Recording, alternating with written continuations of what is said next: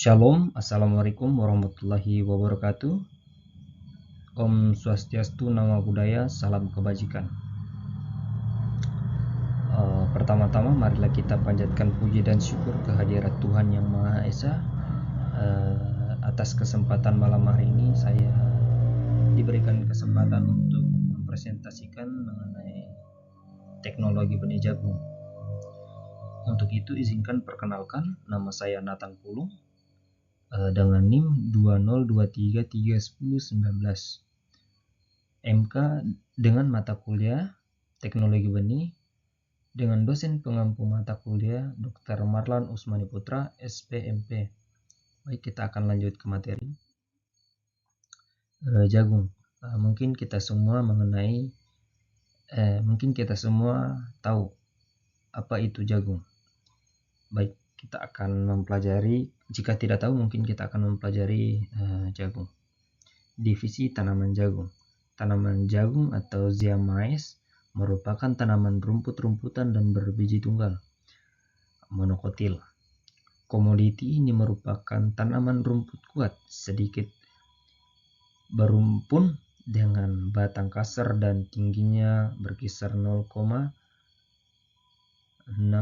sampai 3 meter dan termasuk jenis tumbuhan semusim dengan umur 3 bulan.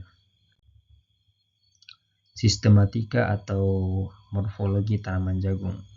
Kingdom Plantae, divisi Spermatoplantae, kelas Monocotyledon, ordonya Gramineaceae, famili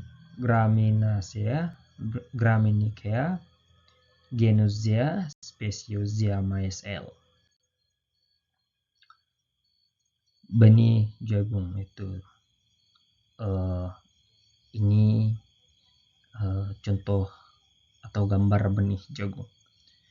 Benih jagung memainkan peran penting dalam meningkatkan produksi dan kualitas hasil pertanian, khususnya di negara agraris seperti Indonesia.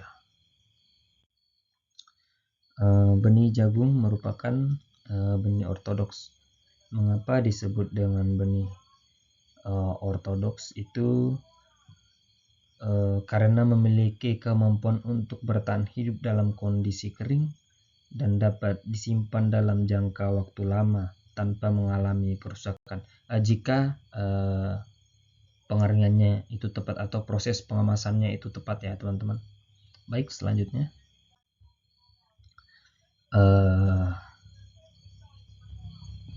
kemurnian benih.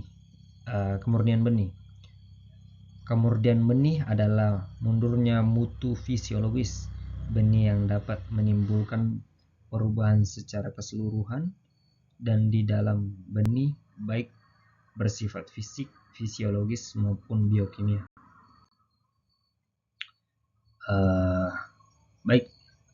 Selanjutnya, keberhasilan peningkatan produksi dan produktivitas jagung merupakan penanganan terpadu mulai dari proses produksi hingga panen dan pasca panen benih agar dapat memenuhi kebutuhan jagung nasional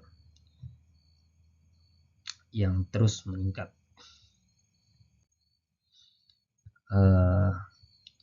Penanganan pasca panen tidak menimbulkan masalah yang krusial jika saat menjelang saat panen jatuh pada musim panas. Ini teman-teman yang saya bilang tadi ya. Namun jika panen dilakukan pada musim hujan, maka masalah pengeringan merupakan faktor kunci yang dapat mempercepat penurunan mutu. Selanjutnya itu benih jagung yang berkadar air awal sekitar 18% yang dikeringkan pada alat pengering tipe flat bed dryer dari balisteral pada suhu rata-rata 45 derajat Celcius dan 50 derajat Celcius secara kontinu ataupun tempering 1 jam pada bagian kanan dan kiri bak pengering masih menunjukkan daya berkecambah yang tinggi atau 95,3 sampai 99,3% pada periode simpan 8 bulan. Mengingat mutu benih, benih yang dihasilkan merupakan hasil setiap tahapan pasca panen, maka penanganan pasca panen benih jagung hibrida yang dilakukan oleh penakar lokal seharusnya tetap memberikan aspek yang berpengaruh terhadap penurunan mutu benih dalam setiap tahapan pasca panen. Pengelolaan benih jagung ini kita akan seperti yang saya bilang tadi, ketika ingin menyimpan benih jagung yang lama, inilah kuncinya ini. Kita akan kupas tuntas sedikit demi sedikit. Pengelolaan benih jagung. Ukuran beratnya benih Ziegerding atau Ziegerding. Sortasi berdasarkan bobot. Dynasty Garding. Perlakuan dengan bahan kimia tertentu sebelum pengemasan, misalnya pemberian senyawa metalaksil pada benih, serta cara jenis dan ukuran kemasan. Nah, itu yang salah satu faktor-faktor ya teman-teman untuk pengelolaan benih jagung. Benih jagung hibrida. Penggunaan benih hibrida tentunya perlu diikuti dengan upaya lainnya, yakni berupa pengaturan sistem tanam sebagai upaya penerapan teknologi yang optimal untuk mendapatkan hasil yang tinggi.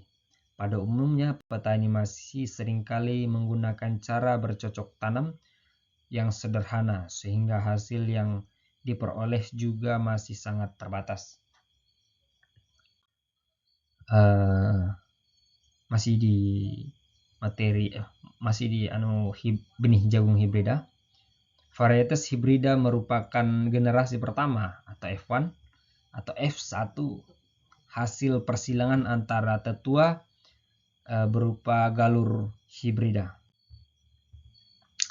Pembuatan benih jagung hibrida.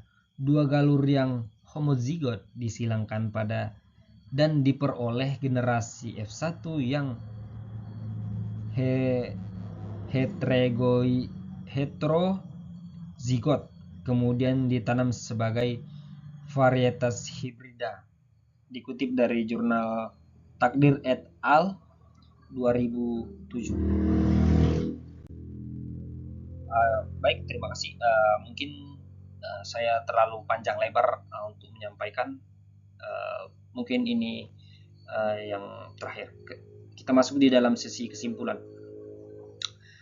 Jagung termasuk salah satu komoditas dengan peran strategis dalam subsektor pertanian tanaman pangan di Indonesia, karena selain berperan dalam penggunaan sistem ketahanan pangan, komoditas jagung juga merupakan penggerak roda ekonomi nasional. Dewasa ini, jagung tidak hanya digunakan sebagai bahan pangan dan pakan saja, namun juga telah digunakan sebagai bahan baku industri seperti biofuel, polimer, dan lain-lain. Baik, terima kasih atas partisipasi atau pendengaran teman-teman semua. Jika ada kesalahan kata, mohon dimaafkan. Saya Nathan Pulung dan terima kasih.